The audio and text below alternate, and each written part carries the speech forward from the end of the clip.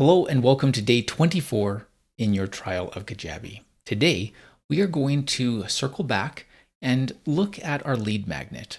And this is an important thing to do. Oftentimes, as creators, we set something up, then we kind of tend to forget about it. And that's, well, it can be better. We can circle back, we can review it, we can tweak it, we can see what's working, we can see what's not working. And sometimes when we do that, we'll notice that maybe we even made some mistakes. And so that just need to be fixed, let alone tweaked. So we're going to circle back into our lead magnet today. And I'm going to guide you just through some things to check and some things to watch out for that you can improve. So let's go have a look. Here from the dashboard, we've got our lead magnet.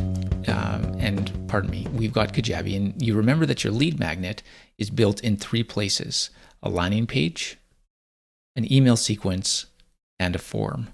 And I'm going to jump into the form first.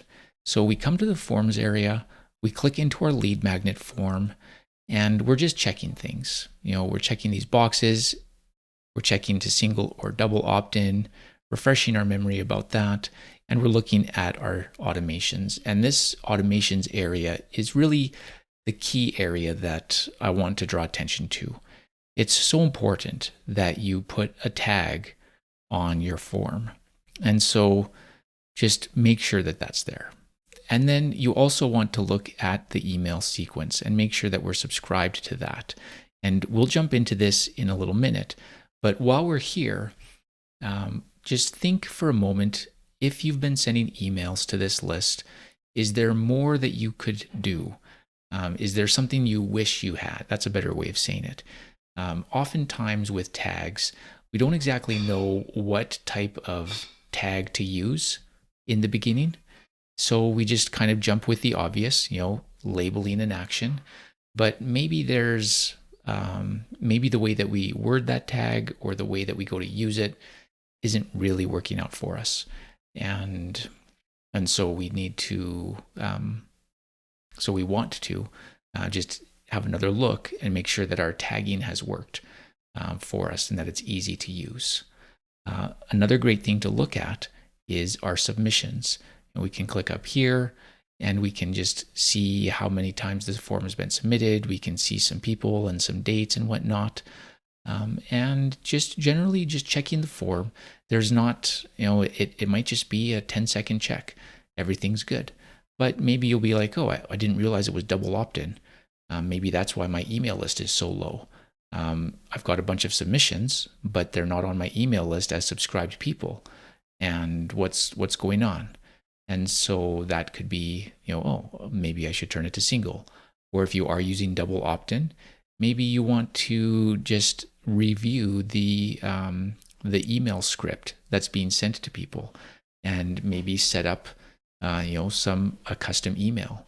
Or perhaps when you set this up originally, you had in your mind that you were going to build a custom redirected confirmation page, but you never did. And so, oh yeah, maybe now I can come and do that. And so it's great to just come back. It's been a few weeks. Just to check up and make sure that your lead magnet form is set up the way you want it to be. And once you are through with that, then come down here and you can just click right on that to jump into the email sequence.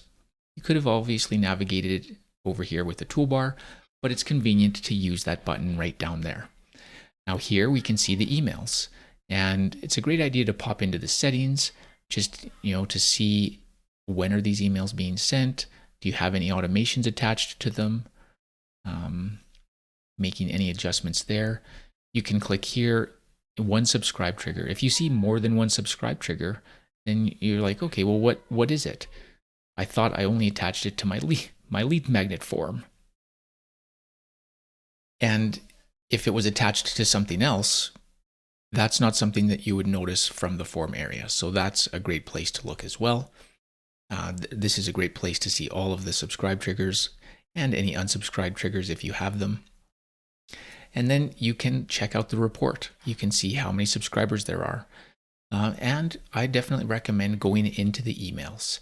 When you started this sequence up, maybe you set up one email or two or three, and maybe you had in your mind, I'm going to come back and I'm going to build this out a little bit. And now is a great time to review those emails, give it a read, see how happy you are with it. Maybe there are some tweaks to be made. And maybe it's time to add more emails. So you're going to click over here to add a new email. And an email sequence is a good thing to just to review and refresh so that you know what type of things your people are being told, like how you're communicating with people when they first come onto your list. It's always great to take a second look at that. And then once you're done reviewing the email campaigns, come over to websites, click on landing pages, and come down to your freebie page.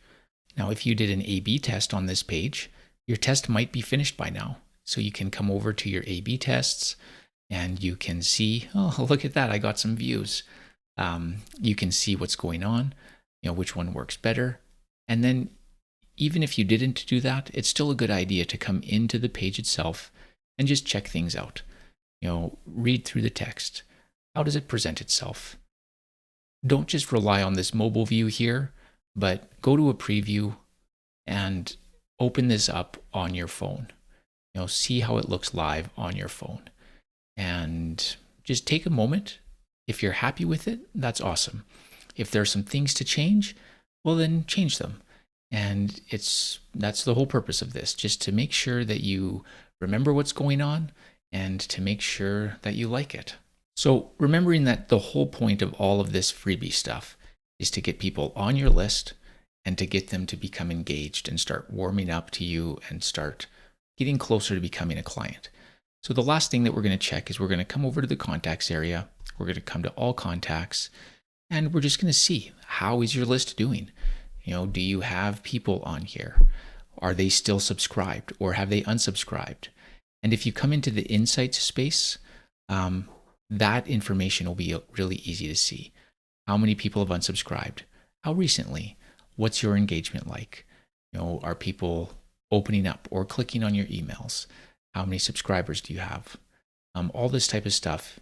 So it's just great to be aware of what your lead magnet is doing and how it's performing. So take some time today to pop into these spaces, make sure that everything is the way you want it to be. And then once you're done, pop into the insights area under contacts and see just kind of what's happening. You might find some